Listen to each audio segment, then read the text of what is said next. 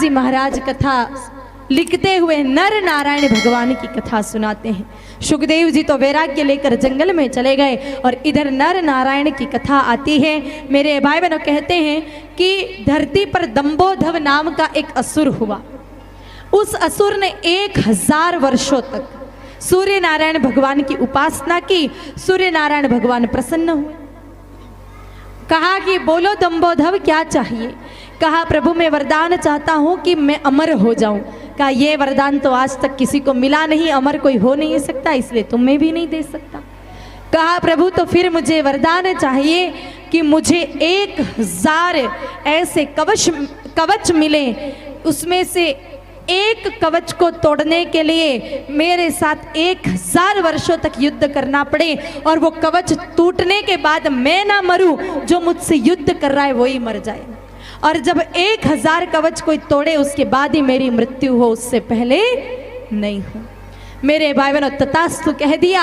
इधर दंभोधव बड़ा प्रसन्न हो गया। चारों तरफ दंभोधव का आतंक ही आतंक फैल रहा है, क्योंकि उसको पता है कि मेरे को मारने वाला कोई है नहीं, और अगर कोई मारने का प्रयास भी करेगा, 1000 वर्ष तक युद्ध भी करेगा, तो अंत में उसको ही मरना है, मेरा तो कुछ बाल बाका होने वाला नहीं है।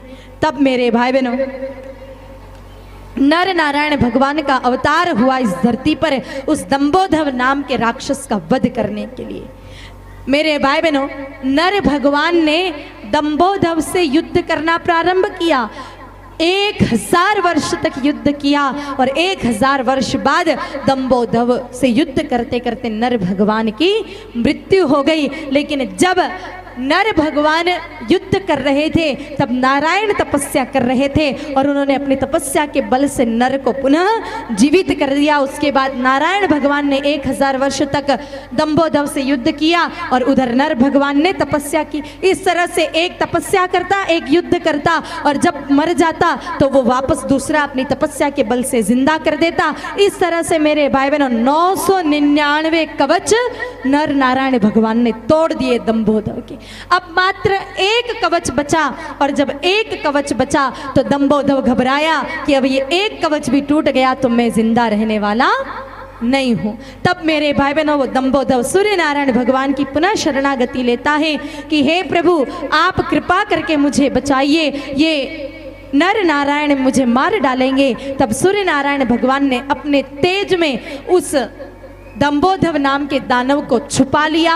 और कहते हैं कि जब कुंती माता ने सूर्य नारायण भगवान की उपासना की तो वो दंभोधव नाम का जो राक्षस था जिसको अपने तेज के रूप में छुपा लिया था, उसी को मेरे भाई बहनों पुत्र रूप में कुंती को दे दिया और वही दंभोधव राक्षस कर्ण के रूप में पुनः प्रकट हुए। और इधर में